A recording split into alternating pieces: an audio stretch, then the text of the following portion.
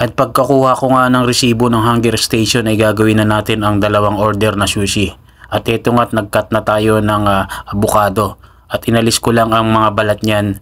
At pagkaalis nga ng balat niyan ay nag-mix na tayo ng crab salad. Bali ang mixture niya ay pipino, carrots, and crab stick and with Japanese mayo.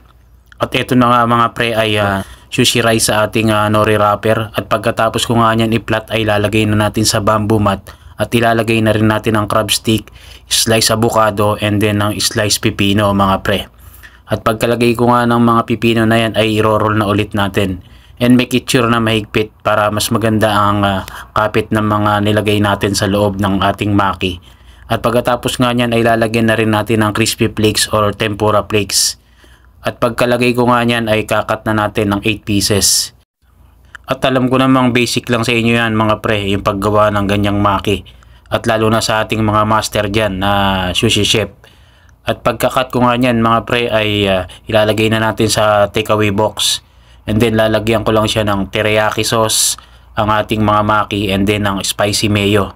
And then yung minix natin na crab salad, ilagay na natin sa ibabaw. And then nilagyan ko rin siya ng crispy tempura flakes and then ng tobiko on top. And then ang next naman natin ang aming dynamite shrimp. Siguro nagtataka kayo pre kung bakit puro mga cook ang nilalagay namin ng mga sushi.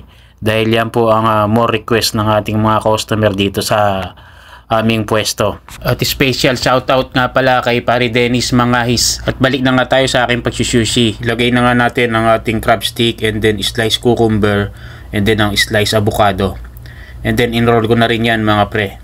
And then press lang natin ang both side at kinat na po natin ng 4 pieces. And then lagay natin sa ating takeaway box. And then cut na rin natin ang ating dynamite shrimp.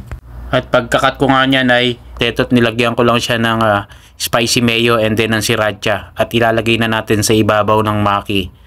At pagkalagay ko nga dyan mga pre ay lalagyan ko lang siya ng teriyaki sauce. And then ng ating crispy flakes sa ibabaw.